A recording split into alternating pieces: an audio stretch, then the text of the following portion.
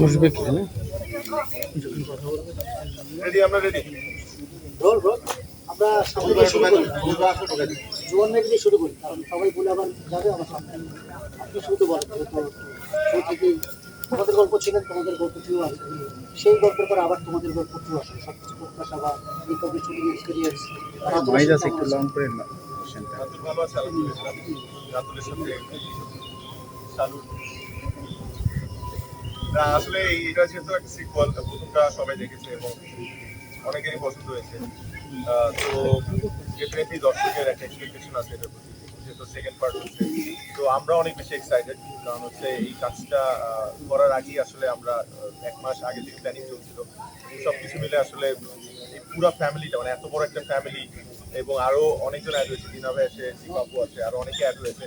তো সবাই মিলে আসলে কাজটা করতে খুব ভালো লাগছে এবং ইটস আ ফ্যামিলি ড্রামা। তো এই ধরনের কাজ আমার স্পেশালি খুব, মানে পার্সোনালি খুব পছন্দ। তো থ্যাংক ইউ সো মাচ। তোমাদের গল্প তো আমরা দেখেছি, কিন্তু তুই আসলে কি দেখবো, কিন্তু আবার পুরো রিভিউ করা যায়। গল্প তো আর রিভিল করতে পারবো না, কিন্তু একটা জিনিস বলতে পারি যে এখানে হচ্ছে আমাদের যে ফ্যামিলিটাকে দেখানো হয়েছে, এখানে এক্সটেন্ডেড আরেকটা ফ্যামিলি দেখানো হবে। তো ওই ফ্যামিলির মধ্যেই আছে ফ্যামিলির বন্ডিং, ফ্যামিলির ইমোশন, ক্রাইসিস, এগুলো নিয়ে আসলে পুরো গল্পটা শোকেস করা হবে এবং আমার বিশ্বাস যে এটাও দর্শকের অনেক পছন্দ হবে। জোয়ানদের কাছে কারো কোনো প্রশ্ন থাকলে কিন্তু করেন, কারণ করে তাড়াতাড়ি সময় নেই। আরে ভাই যান। মূল প্রশ্ন যেটা বেসিক লাগে আর কি। আমাদের গল্পের আগের যে সিকোয়েন্স গুলো ছিল সেগুলো খুবই সারা ফেলেছে, বিশেষ করে আপনার এবং মনে জানি প্রপার যে কেমিস্ট্রি ছিল মা ছেলের, এটা নিয়ে যদি বলেন, এবং এখানে ওই ধরনের দর্শন পাবে কিনা দর্শক, কারণ দর্শকরা খুবই পছন্দ করে।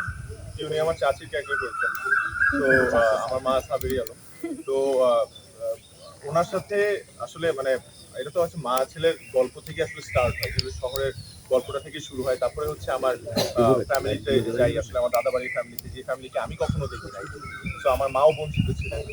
তো ওখান থেকে আস্তে আস্তে যখন চাচিদের সাথে এবং চাচাদের সাথে বন্ডিংটা হয়, কাজিনদের সাথে বন্ডিং হয়, তো এইটা আসলে খুবই মানে ক্লোজ টু মাই হার্ট। কেন বলবো? বিকজ আমি আসলে জয়েন্ট ফ্যামিলিতে বড় হয়েছি, আমার জন্ম জয়েন্ট ফ্যামিলিতে ছিল।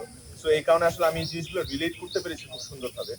এবং স্পেশাল থ্যাঙ্কস টু রাজ ভাই, ডেফিনেটলি, বিকজ এত সুন্দর করে স্ক্রিপ্ট এবং ব্রিফিং গুলা দেওয়ার কারণে যেটা হয় যে প্রত্যেকটা সিনের আগে সে আমার মানে সুন্দর করে একটা না দুইটা কথা বলে দেয়, যেটাতে আসলে খুব হেল্প হয় অ্যাক্টিং করার জন্য, এবং সে পরিবেশটা তৈরি করে দেয়। একজন পারফর্মারের আসলে পরিবেশটা খুব ইম্পর্টেন্ট অ্যাক্টিং করার জন্য, অ্যাম্বিয়েন্সটা খুব ইম্পর্টেন্ট।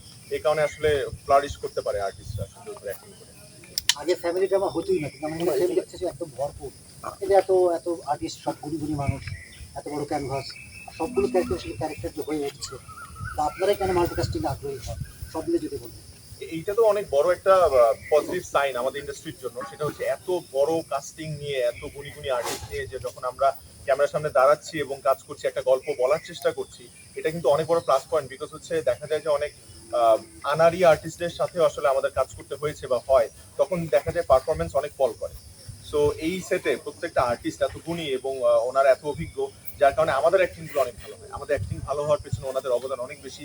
তো এইটা ডেফিনেটলি খুবই প্রশংসার একটা বিষয়, বিকজ হচ্ছে এত বড় কাস্টিং নিয়ে গল্পগুলো হচ্ছে এবং এখন দর্শক ফ্যামিলি ড্রামা অনেক বেশি দেখছে। এমন না কখনো দেখে নাই, আগেও দেখছে, জেনারেশন টু জেনারেশন চেঞ্জ হয়েছে, কিন্তু এখন হচ্ছে মানুষের টেস্ট চেঞ্জ হয়েছে, সেই অনুযায়ী হচ্ছে আমরা কাজ করছি। So it's a positive sign আমার কাছে মনে হয়। আপনার মনে হয় শালুর কাছে চলে যেতে লাস্ট একটু একটা